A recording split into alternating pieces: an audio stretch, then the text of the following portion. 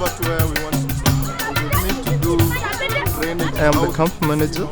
We basically do camp management, protection of civilian sites, and we coordinate with different partners to try and ensure that we give the services required. It's really erected, This side and also this. Okay, you put this point in conference, if they say yes. Particularly, we try to see that all the people in the POC have equal access to the different services that are provided here.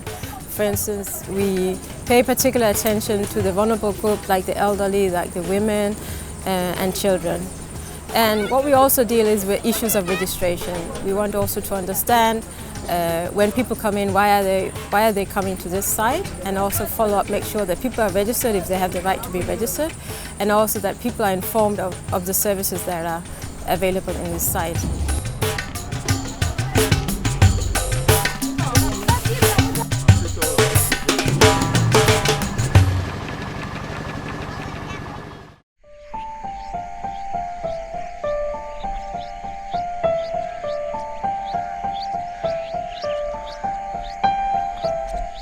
Malakal had a population of like 170,000 people. Right now the town is empty. We have maybe SPLA soldiers there.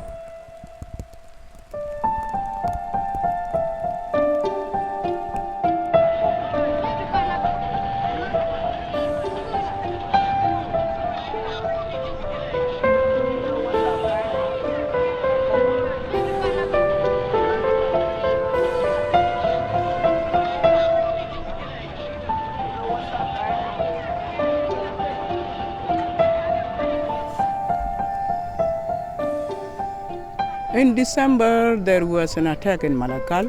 We didn't know really how it took place, but we hear the shooting in the morning, and the people begin to fear. We hide ourselves and what. So after that, we learned that there was some rebels who came, where most of the civilians was killed. Houses was looted. Houses were burned. That is why now people are still living in Unimix.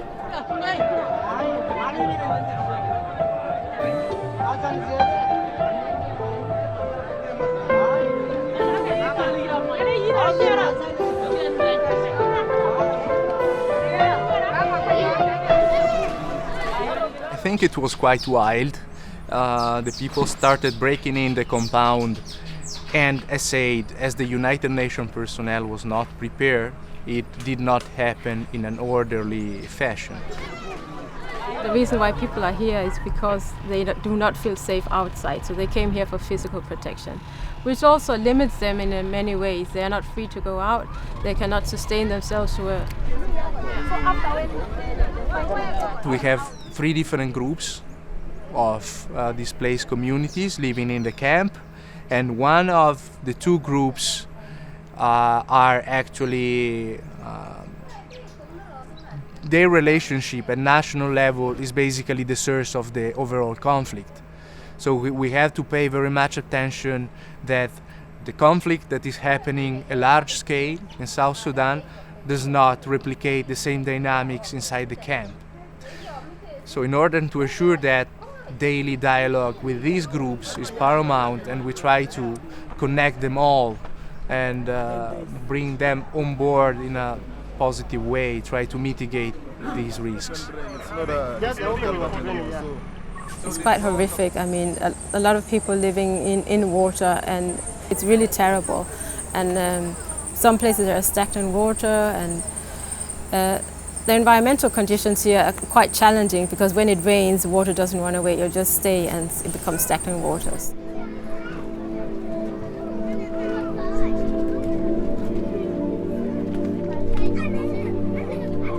And now it become a rainy season. The place is flooded, and it is difficult, especially when it rains. It is difficult. You can notice from the way how we have just moving on the street. You find some of the shelters are in the water. This is where I'm living.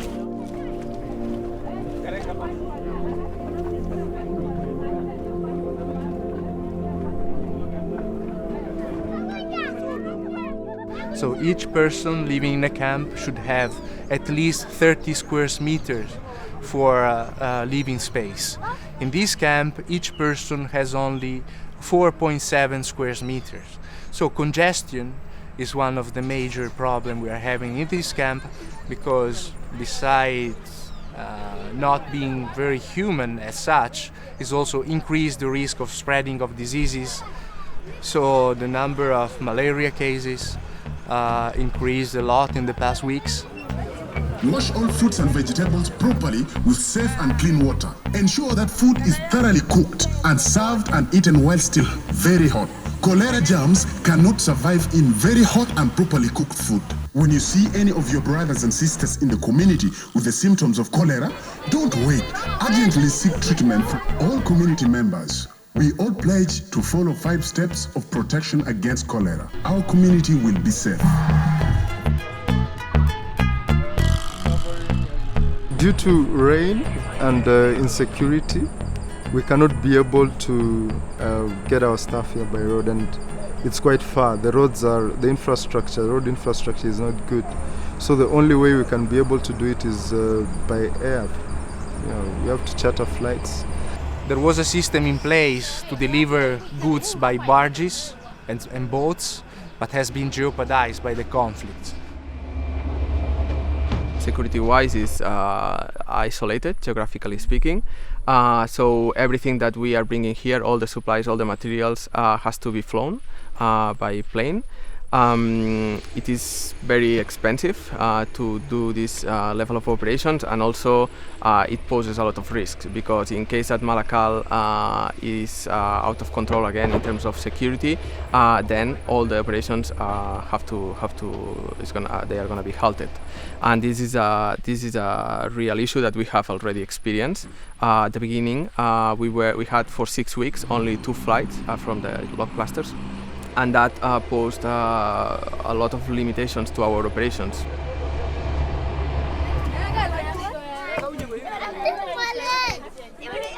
At night, we have had cases of the women fearing to go to the latrines because of SGBV and such related violences.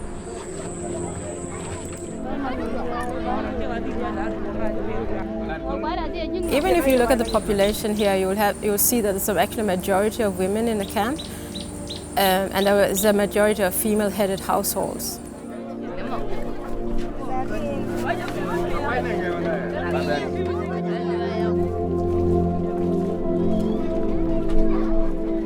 Through all this, women has been suffering.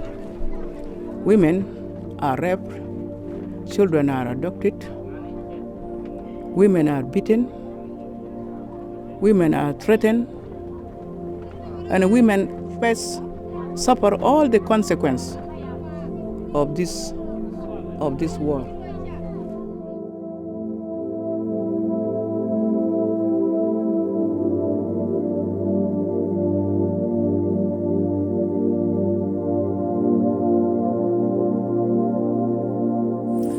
The cluster system was introduced as a way to better coordinate people working in the same areas, for instance, protection.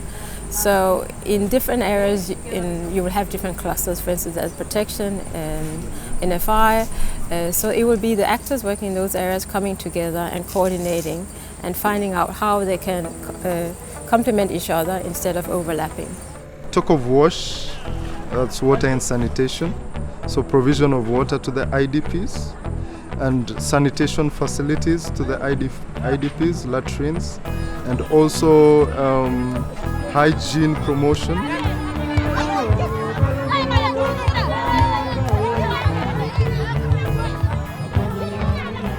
We are having the food distribution going on of the IDPs, and it's been a process that has been going on since last week, for the last 5 days.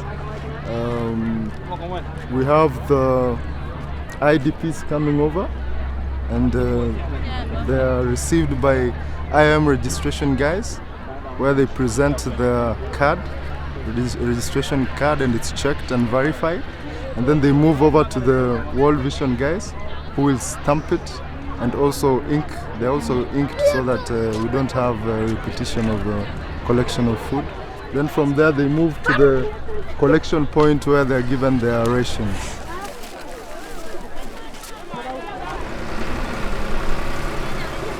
The IDPs, they were not receiving water at all. So in 4 or 5 days, IOM had to set up this emergency system. We have one intake, and then over there we have the water pump. And with that water pump, we are able to provide a flow of 12 cubic meters per hour. That gives us around 150 and 200,000 liters per day. With this amount of water, we are able to provide between around 13-15 liters per person per day of safe drinking waters for the IDPs. And then we have health services that are being offered to them. We have IMC, we have MSF, who are assisting in giving health facilities and running the hospitals within the POC. Then we also have shelter, security provision, which is mainly done by UNMISS.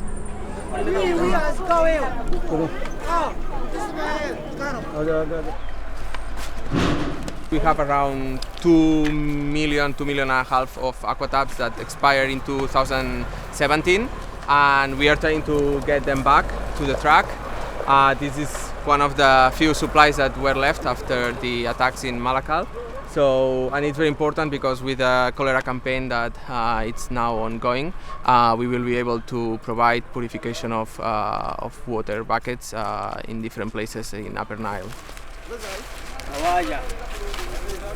Another thing that camp management together with other partners have started is a women's committee. And the idea is that committee can serve several purposes. One, that women can discuss among themselves what are the issues, and then they can bring it forward to the partners working there, humanitarian partners working there. The crisis that happened to Malakal, many women, some of them got killed, some were raped, some were abducted, even children. We have missing people up to now, which we don't know where they were taken. This can cause harm to their body also. It has been agreed that there are 2 health providers where survivors of gender-based violence can go. One of them MSF and the other IMC Center. So they can go there and receive medical treatment. But what is also available is psychosocial counseling.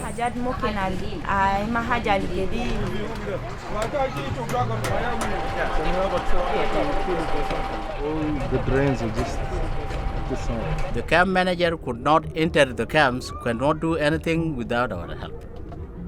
And we cannot also succeed in making anything without him, so that he is also the representative of the UNMISS too.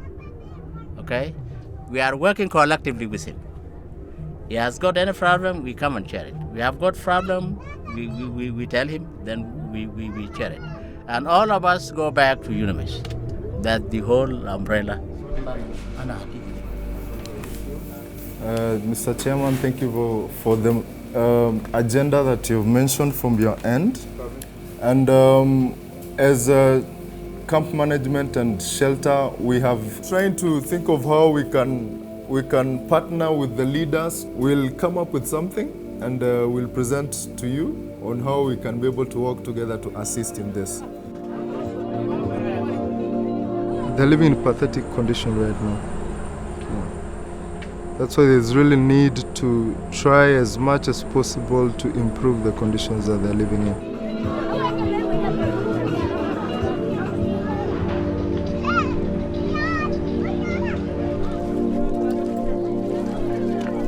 But for me as a citizen of this country, I wish South Sudan one day will be a good country.